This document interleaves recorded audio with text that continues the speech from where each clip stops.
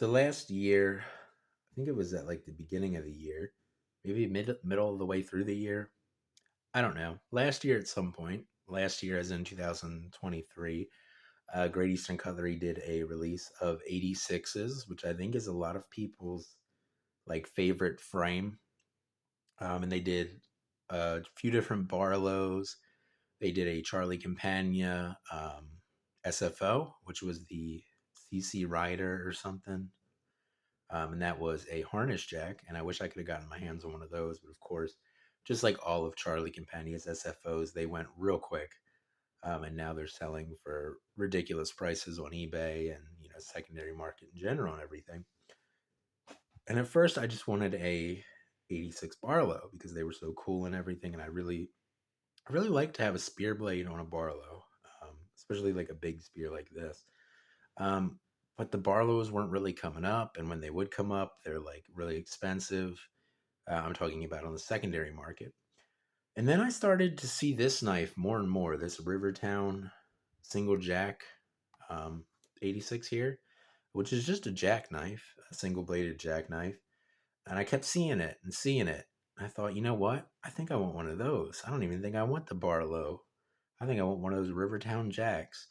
So about a week ago, I put out a post on this group I'm a member of where we talk about knives and stuff. Um, and I put out a thing saying I'm looking for these Rivertown jacks if anybody has one, and I managed to get my hands on one of them that way. Secondary market, obviously. I don't think this knife has ever been used or anything, so that's cool. Paid about what you expect to pay for secondary market Great Eastern Cutlery knives. Not quite eBay prices, obviously, but a substantial amount of money. Probably about, I wouldn't say it's twice as much as they would have retailed for, but maybe like 75% more than that. Um, is what I paid for this. I don't want to get into exact figures because of, well, reasons, but this is the 86 Rivertown Jack in Mexican Picote wood, which is a really good looking wood, I have to say. If you look at the handles here, really cool looking grain structure, I have to say. Super cool there. The etch is another reason why I really wanted this knife. I like the etch. A lot of people don't like etches on pocket knives, but for me, looking at old like cutlery catalogs and just looking at older knives, it seems like an etch was something that came on your more like high-end premium pocket knives sometimes.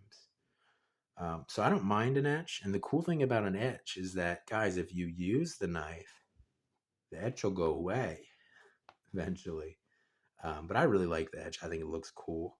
Of course, eventually, because I am planning on using this knife, the edge won't be there anymore, which I'm a little sad about, but I have pictures and everything of it when it was new. So, whatever.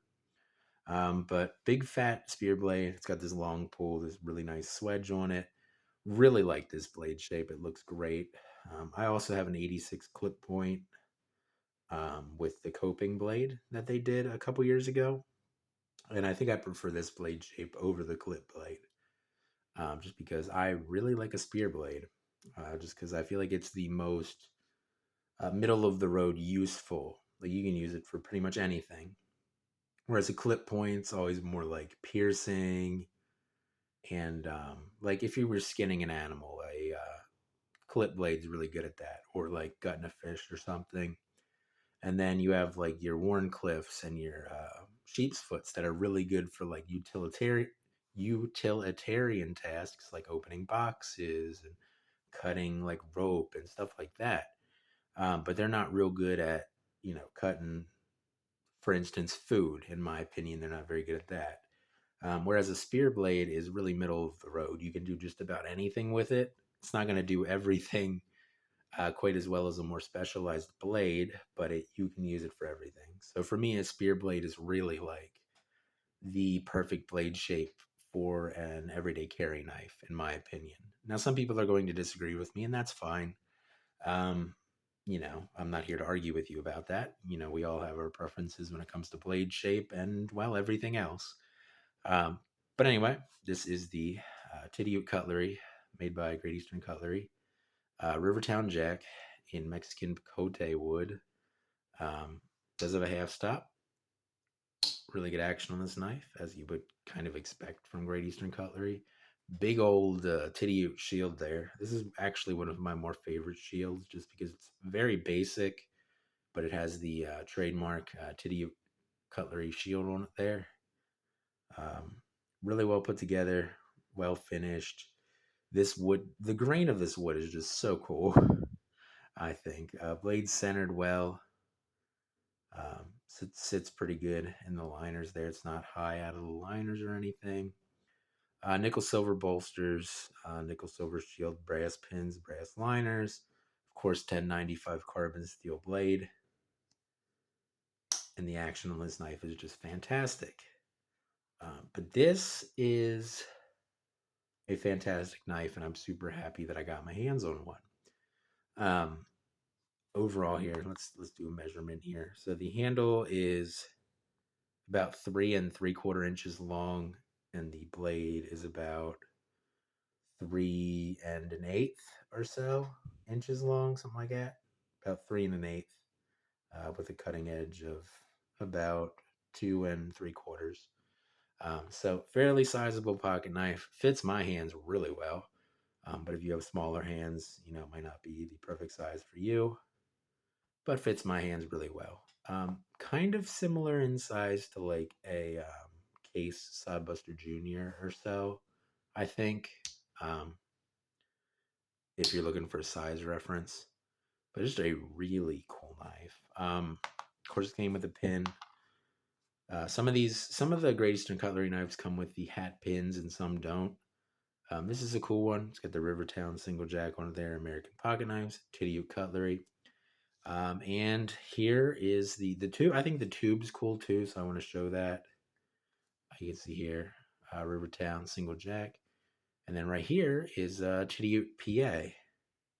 Now I don't know like what the date on this picture is, or drawing, or whatever it is, but this is the town of Tidiute, PA, where the original Tidiute Cutlery Company was based out of and founded and everything.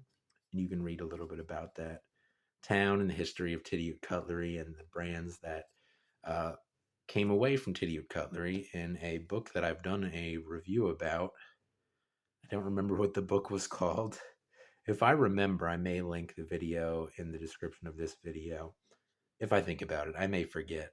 But I just thought the tube art was really cool on this one because it's got the town of Tidiute on it. I didn't know that when I ordered the knife, so I'm extra happy that I decided I wanted one of these.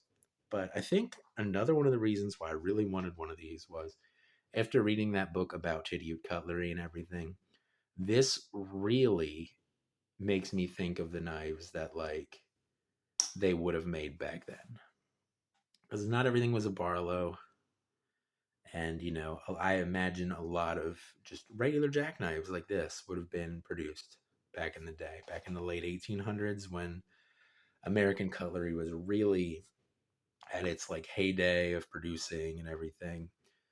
Late 1800s, early 1900s. I imagine there was a lot of these just single bladed jackknives out there that weren't necessarily Barlows. They weren't anything special. They were just a really well made jackknife. So, another reason why I wanted this is I just think that it is a hark back to like a really good time in cutlery history as far as I'm concerned. Um, but overall, I mean, just getting back to this knife, I'm really happy that I got my hands on one of these because I wanted one for a little while now. And I finally, like I said, I decided to put a, looking for out there. And somebody immediately answered it, which was cool. Um, but I'm thrilled to have this. I'm planning on carrying it quite a bit. Um, super, super pumped about it, excited and everything. Knife was just well made. Great Eastern Cutlery always seems to knock it out of the park. I mean, there's certainly the like golden, golden goose, not golden goose. the gold standard, I guess, of like what every other traditional pocket knife should measure itself against, at least in my opinion. Because you get companies like Case and stuff. Case is a lot easier to get. They're a lot more affordable. They're a lot easier to get, but they don't touch the quality of a Great Eastern Cutlery knife. Ironically, the only real brands that I've seen that have touched the quality of Great Eastern Cutlery, knives that I've had in my hands, in other words, are stuff that's made in China, unfortunately.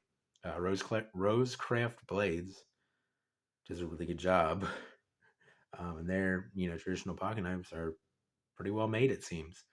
Now, I've heard better stuff about Cooper Cutlery since the two Cooper Cutlery knives that I got, which were like Weed and Co. Coke bottles. I don't remember if I did videos about them or not, but they weren't the best made. Now I've heard that in the past, few years they've gotten better, but I don't have any experience with that.